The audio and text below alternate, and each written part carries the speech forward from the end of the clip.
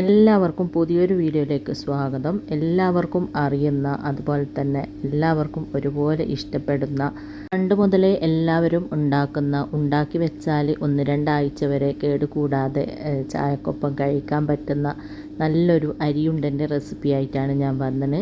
അരിയുണ്ട ഉണ്ടെങ്കിൽ ചായക്കൊപ്പം വേറെ കടിൻ്റെ ആവശ്യമൊന്നുമില്ല. ഒരെണ്ണം മതി ഒരു ഗ്ലാസ് നിറയെ ചായ കുടിക്കാൻ. അത്രയും നല്ല ടേസ്റ്റാണ്. അപ്പോൾ നമുക്ക് വേഗം തന്നെ നോക്കാം എങ്ങനെയാണ് ഇത് ഉണ്ടാക്കുന്നതെന്ന്. അതിന് മുമ്പായിട്ട് ആരെങ്കിലും സബ്സ്ക്രൈബ് ചെയ്യാതെ വീഡിയോ കാണുന്നുണ്ടെങ്കിൽ അതുപോലെ എൻ്റെ വീഡിയോ ഇഷ്ടപ്പെടുകയാണെങ്കിൽ മറക്കാതെ ഒന്ന് സബ്സ്ക്രൈബ് ചെയ്ത് സപ്പോർട്ട് ചെയ്യണം. പിന്നെ ലൈക്ക് ചെയ്യാനും ഷെയർ ചെയ്യാനും മറക്കരുത്.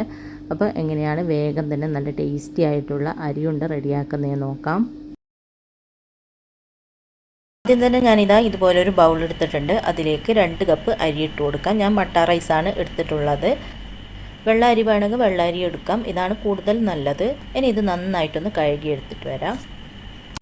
അങ്ങനെ ഇതാ ഇതുപോലെ നന്നായിട്ടൊന്ന് കഴുകി എടുത്തിട്ടുണ്ട്. ഇനി ഇതുപോലൊരു അരിപ്പയിലേക്ക് ഇത് ഇട്ട് കൊടുക്കാം. ഇതിലെ വെള്ളമൊക്കെ ഒന്ന് പോകാൻ വേണ്ടിയിട്ട് ഒരു 10 മിനിറ്റോളം ഇട്ട് വെച്ചാൽ മതി. അപ്പോഴത്തേക്ക് ഇതിലെ വെള്ളമൊക്കെ ഒന്ന് പോയി കിട്ടും. അപ്പോൾ ഇതാ അരിയിലെ വെള്ളമൊക്കെ ഒന്ന് പോയി കിട്ടിയിട്ടുണ്ട്. 10 മിനിറ്റ് എല്ലാം കഴിഞ്ഞിട്ടുണ്ട്. ഇനി നമുക്ക് ഈ അരി ഒന്ന് വറുത്തെടുക്കുകയാണ് വേണ്ടത്. അതിന് വേണ്ടിയിട്ട് ഒരു പാൻ അടുപ്പിൽ വെച്ചിട്ട് നന്നായിട്ടൊന്ന് ചൂടാക്കിയിട്ടുണ്ട്. അതിലേക്ക് ഈ അരി മുഴുവനായിട്ട് ഇട്ട് കൊടുക്കാം.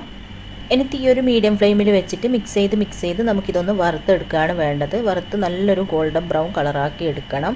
പിന്നെ ഇതിൽ ചെറിയൊരു വെള്ളത്തിൻ്റെ അംശമൊക്കെ ഉണ്ടാവും. അതൊക്കെ ഇങ്ങനെ മിക്സ് ചെയ്യുന്ന സമയത്ത് അങ്ങ് പോയിക്കോളും. പിന്നെ തീ കൂട്ടി വെച്ച് വറുക്കരുത്. തീ ഒരു മീഡിയം ഫ്ലെയിമിൽ തന്നെ വെച്ചിട്ട് വറുക്കുക. തീ കൂട്ടി വെച്ച് കഴിഞ്ഞാൽ അങ്ങ് കരിഞ്ഞു പോകും. പിന്നെ കയ്പ്പ് ടേസ്റ്റൊക്കെ ആവും.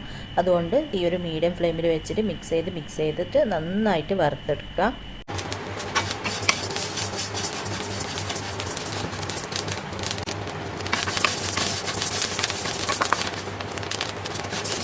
അപ്പോൾ ഇതാ മിക്സ് ചെയ്ത് അരി നന്നായിട്ട് വറുത്ത് ഗോൾഡൻ ബ്രൗൺ കളറായി വന്നിട്ടുണ്ട്. ഈ ഒരു കളറാകുന്നത് വരെ നന്നായിട്ട് വറുത്ത് കൊടുക്കുക.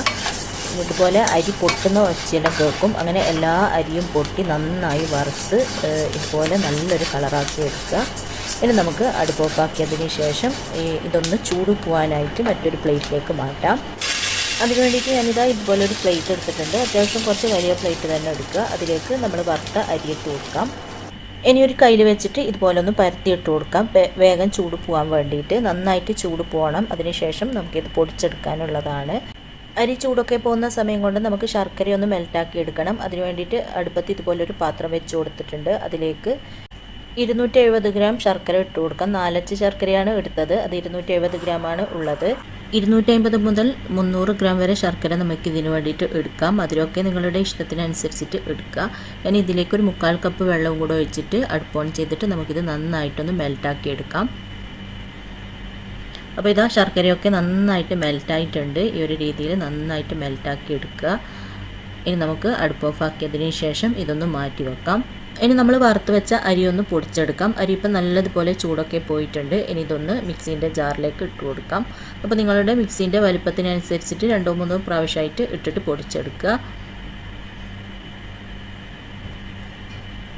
പകുതിയോളം ഇതിലേക്ക് ഇട്ടിട്ടുണ്ട്. ഇനി ഇത് നന്നായിട്ടൊന്ന് പൊടിച്ചെടുത്തിട്ട് വരാം. അപ്പോൾ ഇതാ ഇതുപോലെ നന്നായിട്ടൊന്ന് പൊടിച്ചിട്ടുണ്ട്. ഇനി ഇതൊരു ബൗളിലേക്ക് ഇട്ട് കൊടുക്കാം. എന്നിട്ട് ബാക്കിയുള്ളതും കൂടി ഇതേപോലെ തന്നെ പൊടിച്ചെടുത്തിട്ട് വരാം. അപ്പോൾ ബാക്കിയുള്ളതും കൂടെ പൊടിച്ചിട്ടുണ്ട്. അതും ഈ ബൗളിലേക്ക് ഇട്ട് കൊടുക്കുക. എന്നിട്ട് ഞാനിതാ മറ്റൊരു പാത്രം അടുപ്പത്ത് വെച്ചിട്ട് നന്നായിട്ടൊന്ന് ചൂടാക്കിയിട്ടുണ്ട്. അതിലേക്ക് നമ്മൾ മെൽറ്റാക്കി വെച്ച ശർക്കര ഉണ്ടല്ലോ അതൊന്ന് അരിച്ചിട്ട് ഒഴിച്ചു കൊടുക്കാം. ശർക്കരയെല്ലാം എപ്പോഴും അരിച്ചിട്ട് തന്നെ ഒഴിച്ചു കൊടുക്കുക. അതിലെന്തെങ്കിലും കല്ലോ അഴുക്കോ ഉണ്ടെങ്കിൽ പോകാൻ വേണ്ടിയിട്ട്. ഇത് അധികം കച്ചറയൊന്നും ഇല്ലാതെ ശർക്കര ആയതുകൊണ്ട് ഞാൻ ഒരു തവണയേ അരിച്ചിട്ടുള്ളൂ. കച്ചറയൊക്കെ ഉള്ളതാണെങ്കിൽ ഒരു 2-3 പ്രാവശ്യം അരിച്ചെടുക്കുക. എന്നിട്ട് ഇതാ ഇതുപോലെ നന്നായിട്ട് തിളക്കാൻ തുടങ്ങിയിട്ടുണ്ട്. ഇനി ഇതിലേക്ക് നമുക്ക് തേങ്ങ ചിരകിയതാണ് ഇട്ട് കൊടുക്കേണ്ടത്. അപ്പോൾ ഞാനൊരു അരമുറി തേങ്ങ ചിരകിയത് ഇട്ട് കൊടുക്കുന്നുണ്ട്. തേങ്ങ കൂടിയാലും കുഴപ്പമൊന്നുമില്ല, നല്ല ടേസ്റ്റ് ആയിരിക്കും. അപ്പോൾ അത് നിങ്ങളുടെ ഇഷ്ടത്തിനനുസരിച്ചിട്ട് ഇട്ട് കൊടുക്കുക. ഞാനൊരു അരമുറി തേങ്ങ ഇട്ടിട്ടുണ്ട്. ഇനി ഇത് നന്നായിട്ടൊന്ന് മിക്സാക്കി കൊടുക്കാം. എന്നിട്ട് ശർക്കരയിൽ കിടന്നിട്ട് ഈ തേങ്ങയും ശർക്കരയും നന്നായിട്ട് തിളച്ച് ചെറുതായിട്ടൊന്ന് കുറുകുന്ന ആ ഒരു പരുവത്തിലാവണം. ഇങ്ങനെ ആക്കി കഴിഞ്ഞാൽ ഒരു 2 ആഴ്ച വരെയൊക്കെ നമുക്ക് ഈ ഒരു സ്നാക്ക് കേടുകൂടാതെ യൂസ് ചെയ്യാൻ പറ്റും. ശർക്കരയിൽ കിടന്നിട്ട് തേങ്ങ നന്നായിട്ട് ഒന്ന് കുറുകി വരണം. അപ്പോൾ ഇതാ ശർക്കരയും തേങ്ങയും എല്ലാം കൂടി നന്നായിട്ട് തിളക്കാൻ തുടങ്ങിയിട്ടുണ്ട്. ഇളക്കി ചെറുതായിട്ടൊന്ന് കുറുക്കിയെടുക്കുക. അങ്ങനെ ഇതാ നന്നായിട്ട് തിളച്ച് ചെറുതായിട്ടൊന്ന് കുറുകിയിട്ടെല്ലാം വന്നിട്ടുണ്ട്. ഈ ഒരു ടൈമിൽ നമുക്കിതിലേക്ക് കുറച്ച് ഏലക്കാപ്പൊടി ഇട്ട് കൊടുക്കാം. ഏലക്കാപ്പൊടി നിങ്ങളുടെ ഫ്ലേവറിനനുസരിച്ചിട്ട് ഇട്ട് കൊടുക്കുക. ഞാനൊരു 1/2 ടീസ്പൂൺ ഏലക്കാപ്പൊടിയാണ് ഇട്ട് കൊടുക്കുന്നത്. എന്നിട്ട് വീണ്ടും നന്നായിട്ടൊന്ന് മിക്സാക്കി കൊടുക്കാം. ഏലക്കാപ്പൊടി കൂടെ ചേർത്തിട്ട് നന്നായിട്ടൊന്ന് മിക്സ് ചെയ്തിട്ടുണ്ട്. ശർക്കരയും തേങ്ങയും ഒക്കെ നന്നായിട്ട് തിളച്ച് ഇതുപോലെ ഒന്ന് കുറുക്കി റെഡിയായിട്ടുണ്ട്. ഈ ഒരു രീതിയിൽ റെഡിയാക്കിയാൽ മതി. ഒരുപാടങ്ങ് വറ്റി വരണ്ടു പോകരുത്.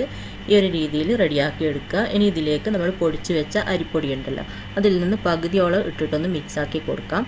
മുഴുവനായിട്ട് ആദ്യം തന്നെ അങ്ങ് ഇടണ്ട. പകുതി ഇട്ടിട്ട് മിക്സ് ചെയ്ത് നോക്കിയിട്ട് ആവശ്യത്തിന് വീണ്ടും ഇട്ട് കൊടുക്കുക. ഒന്നിച്ചങ്ങ് ഇട്ട് കഴിഞ്ഞാൽ ചിലപ്പം പൊടി കൂടിപ്പോയാൽ ഡ്രൈ ആയതുപോലെ ആയിപ്പോവും. അതുകൊണ്ട് വീണ്ടും നോക്കിയിട്ട് ഇട്ട് കൊടുത്താൽ മതി. അങ്ങനെ ഒന്ന് മിക്സ് ചെയ്തതിന് ശേഷം ബാക്കിയുള്ള പൊടി കൂടെ ഞാൻ ഇട്ട് കൊടുത്തിട്ടുണ്ട്. നിങ്ങൾ നോക്കിയിട്ട് ഇട്ട് കൊടുക്കുക. ഇതിപ്പോൾ കറക്റ്റാണ്. അപ്പോൾ ബാക്കിയുള്ള പൊടി മുഴുവനും ഞാൻ ഇതിലേക്ക് ഇട്ട് കൊടുത്തിട്ടുണ്ട്. എന്നിട്ട് നന്നായിട്ടൊന്ന് മിക്സ് ചെയ്തതിന് ശേഷം അടുപ്പ് ഓഫാക്കാം. ശർക്കരയും അരിപ്പൊടിയും എല്ലാം കൂടി നന്നായിട്ട് മിക്സ് ആയിട്ടുണ്ട്. ഇതുപോലെ നന്നായിട്ട് മിക്സ് ചെയ്ത് കൊടുക്കുക. അടുപ്പ് ഓഫാക്കിയതിന് ശേഷം മിക്സ് ചെയ്ത് കൊടുത്താൽ മതി. ഇതാ ഈ ഒരു രീതിയിൽ നമുക്ക് ഉരുട്ടിയെടുക്കാൻ പാകത്തിനാണ് ഇത് വേണ്ടത്. ഇനി നമുക്കിതൊരു പ്ലേറ്റിലേക്ക് മാറ്റാം. അങ്ങനെ ഇതുപോലെ പ്ലേറ്റിലേക്ക് മാറ്റിയിട്ടുണ്ട്. ഇനി ചൂടോടെ തന്നെ നമുക്കിത് ഉരുട്ടിയെടുക്കാം. അധികം ചൂട് പോകാനായിട്ട് വെയിറ്റ് ചെയ്യണ്ട. അങ്ങനെയാകുമ്പോൾ നമുക്കിത് ശരിക്കും അങ്ങ് ഉരുട്ടിയെടുക്കാൻ പറ്റില്ല. അതുകൊണ്ട് നമുക്ക് കയ്യിൽ എടുത്തിട്ട് ഉരുട്ടാൻ പാകത്തിനുള്ള ചൂടാവുമ്പോൾ പെട്ടെന്ന് തന്നെ അങ്ങ് ഉരുട്ടിയെടുക്കുക. അപ്പോൾ ഇതാ ഒരെണ്ണം ഇതുപോലെ ഉരുട്ടിയെടുത്തിട്ടുണ്ട്. എനിക്ക് കാണാനൊരു ഭംഗിക്ക് വേണ്ടിയിട്ട് വേണമെങ്കിൽ ഇതാ ഇതുപോലെ ഒരു അണ്ടിപ്പരിപ്പ് വെച്ചിട്ട് ഒന്ന് അമർത്തിയതിന് ശേഷം ഒന്ന് ഉരുട്ടി കൊടുത്താൽ മതി. ഞാൻ കുറച്ചെണ്ണത്തിൻ്റെ മുകളിൽ അണ്ടിപ്പരിപ്പ് വെച്ച് ഉരുട്ടിയിട്ടുണ്ട്. എല്ലാത്തിൻ്റെ മുകളിലൊന്നും അണ്ടിപ്പരിപ്പ് വെച്ച് കൊടുത്തിട്ടില്ല. ഇവിടെ അണ്ടിപ്പരിപ്പ് അങ്ങനെ വെച്ച് കഴിക്കുന്നത് അധികം ഇഷ്ടം കുറവാണ്. അതുകൊണ്ട് കുറച്ച് കാണാനൊരു ഭംഗിക്ക് വേണ്ടിയിട്ട് മാത്രം ഞാൻ കുറച്ചെണ്ണത്തിൻ്റെ മുകളിലേ വെച്ചിട്ടുള്ളൂ. അപ്പോൾ ഇതാ ഇതുപോലെ റെഡിയായിട്ടുണ്ട്. ഇനി ബാക്കിയുള്ളത് മുഴുവനും നമുക്കിതുപോലെ റെഡിയാക്കി എടുക്കാം. എല്ലാം ഞാൻ ഇതുപോലെ റെഡിയാക്കി എടുത്തിട്ടുണ്ട്. അങ്ങനെ നല്ല ടേസ്റ്റി ആയിട്ടുള്ള അരിയുണ്ട ഇവിടെ റെഡി ആയിട്ടുണ്ട്. വൈകുന്നേരത്തെ ചായക്കൊപ്പം ഈ ഒരു അരിയുണ്ട മാത്രം മതി. നല്ല ടേസ്റ്റാണ്. അതുപോലെ ഉണ്ടാക്കാനും നല്ല ഈസിയാണ്. ഈ ഒരു രീതിയിൽ നിങ്ങൾ അരിയുണ്ട ഉണ്ടാക്കി കഴിഞ്ഞാൽ ഒരു 2 ആഴ്ച വരെയൊക്കെ കേടുകൂടാതെ നമുക്ക് കഴിക്കാൻ പറ്റും. ഇങ്ങനെ ശർക്കര പാനിയിൽ തേങ്ങയൊക്കെ ഇട്ട് വിളയിച്ച് കഴിഞ്ഞാൽ അങ്ങനെ വേഗമൊന്നും കേടാവില്ല. അപ്പോൾ നിങ്ങളെല്ലാവരും ഉണ്ടാക്കി നോക്കുക. എന്നിട്ട് ഇഷ്ടമായ അഭിപ്രായം പറയാൻ, ലൈക്ക് ചെയ്യാനും ഷെയർ ചെയ്യാനൊന്നും മറക്കരുത്. എപ്പോഴും പറയുന്നത് പോലെ സബ്സ്ക്രൈബ് ചെയ്യാതെ കാണുന്നുണ്ടെങ്കിൽ സബ്സ്ക്രൈബ് ചെയ്ത് സപ്പോർട്ട് ചെയ്യാനും മറക്കരുത്. അപ്പോൾ ഇൻഷാ അല്ലാഹ് അടുത്ത പുതിയ വീഡിയോ ആയിട്ട് നമുക്ക് വീണ്ടും കാണാം.